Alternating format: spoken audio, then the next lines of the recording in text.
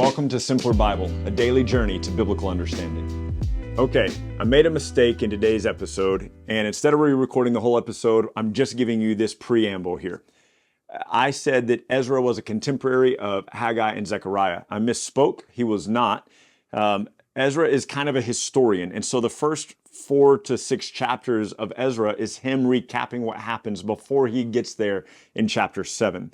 And I know better. I knew better. I just misspoke. I also call Ezra Ezekiel once in this episode. And so just flub that up. Anyway, enjoy the episode and recognize that I still mess up sometimes. Have a good day. Today we are in the book of Ezra. We'll be in the book of Ezra for a couple of days, but let's dive into Ezra chapter 1 and talk about the rebuilding. Now, Ezra is taking place considerably after the 70 years of exile. So this is some years after that. So you'll remember after the 70 years were completed, the people went back, they started to rebuild the city of Jerusalem, kind of started to reestablish it, and Ezra comes in after that. It says this, "In the first year of Cyrus, king of Persia, that the word of the Lord by the mouth of Jeremiah might be fulfilled, the Lord stirred up the spirit of Cyrus, king of Persia, so that he made proclamation throughout the kingdom and also put it in writing. Thus says Cyrus, king of Persia, the Lord, the God of heaven, has given me all the kingdoms of the earth, and he has charged me to build him a house in Jerusalem, which is in Judah." Now, so the book of Ezra, I shouldn't have said that the whole book of Ezra occurs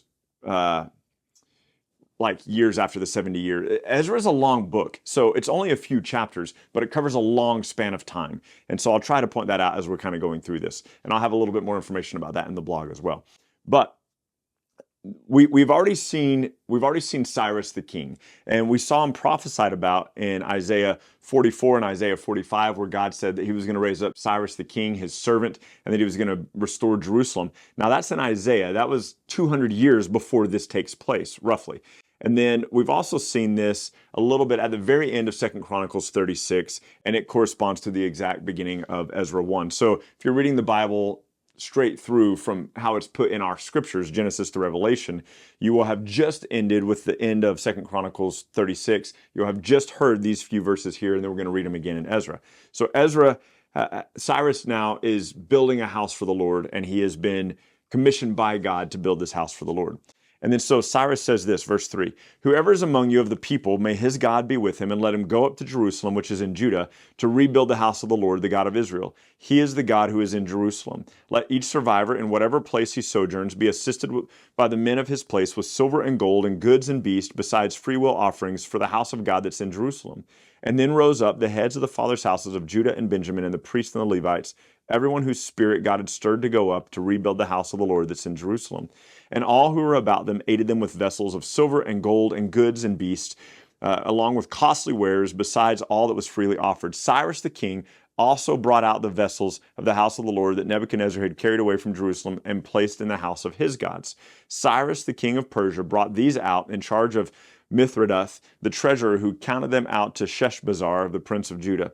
And this was the number of the basins of gold, 1,000, basins of silver, this was the number of them, basins of gold, 1,000 basins of silver, 29 censers, 30 bowls of gold, 410 bowls of silver, and 1,000 other vessels. So this is an interesting little side note in the book of Ezra. So King Cyrus is having the temple of the Lord rebuilt, and he goes into the treasury of King Nebuchadnezzar of Babylon, who's long since dead, and he pulls out all the things that were originally stolen from the temple of the Lord, and he goes, "Here, take these back."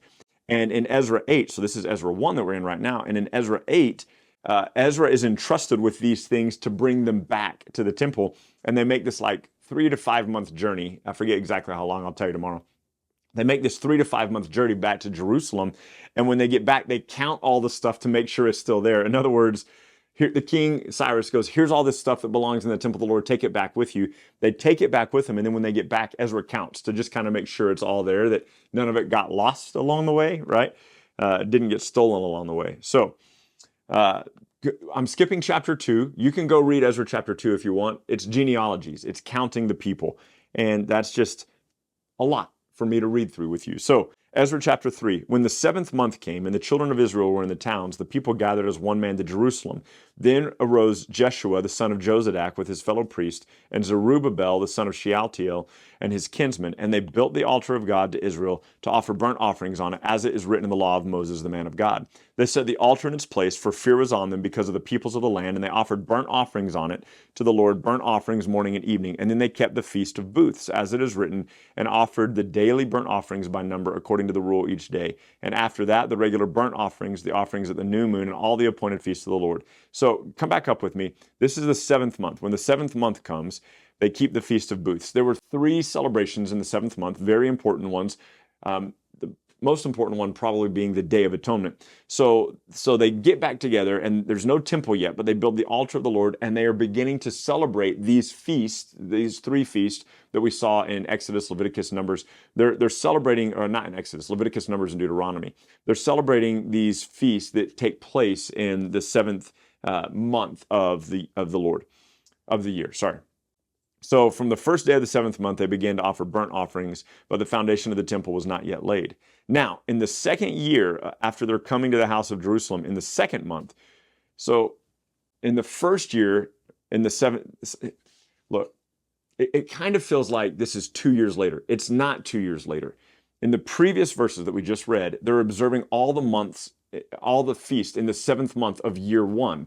And then you fast forward to the 2nd month of the next year, and what you have is you're talking about 7 months later, all right? So when it says in the 2nd year, in the 2nd month, this is 7 months later from the part we just read.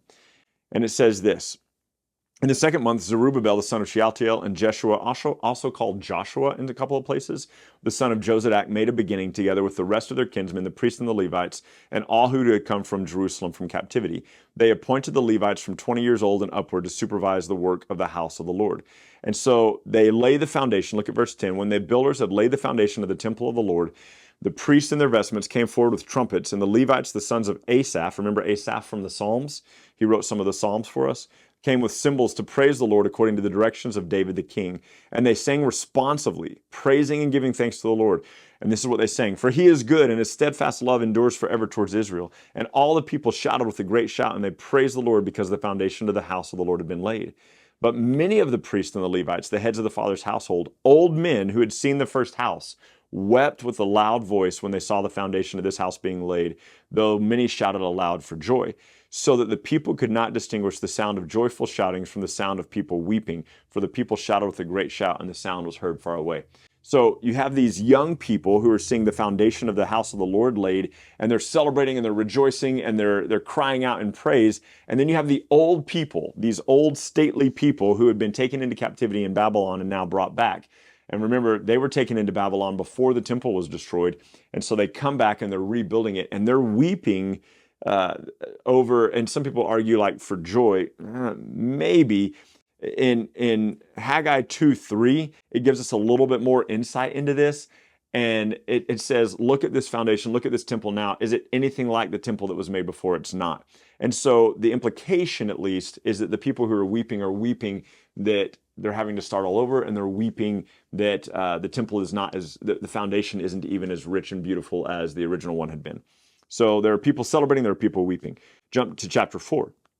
Now, when the adversaries of Judah and Benjamin heard that the returned exiles were building the temple, they approached Zerubbabel and the heads of the fathers' houses and said, "Let us build with you, for we worship your God as you do, and we have been sacrificing to him ever since the days of Esarhaddon, the king of Assyria, who brought us here." Now, you might not know this connection. This connection takes us all the way back to 2 Kings 17, 29 through 33. And this is where the northern kingdom of Israel fell to the Assyrian power, and they were removed, the people of Israel were removed from their nation, and the Assyrians began to dwell in the cities. And you might remember from 2 Kings 17 that God sent lions among the Assyrians to begin to eat them. And the Assyrians sent back and said, "Hey, send some of those Jews back here, send some of those Hebrew people back here. We don't know how to honor the God of this land, and he's killing us with lions."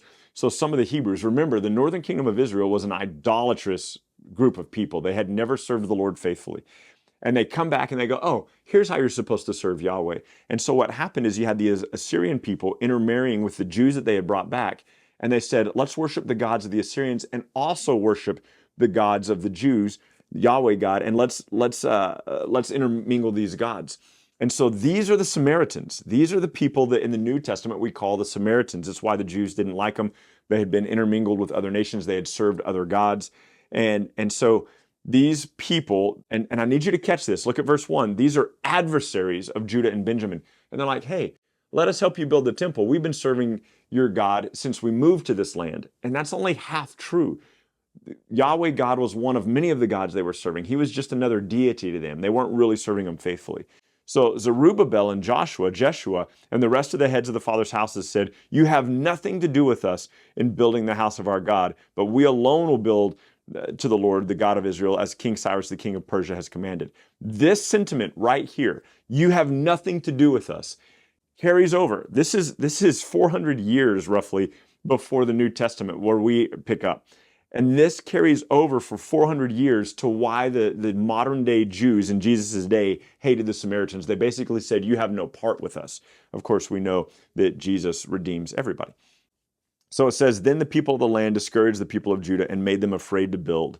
They bribed counselors against them to frustrate their purpose all the days of Cyrus, king of Persia, even until the reign of Darius, king of Persia, and in the reign of Ahasuerus, in the beginning of his reign, they wrote an accusation against the inhabitants. So they basically stop the people from building. The foundation gets laid, and then nothing's going to happen for a very, very long time. Okay, and I'm gonna jump down here to verse 5 or chapter 5, just the beginning, and it says this.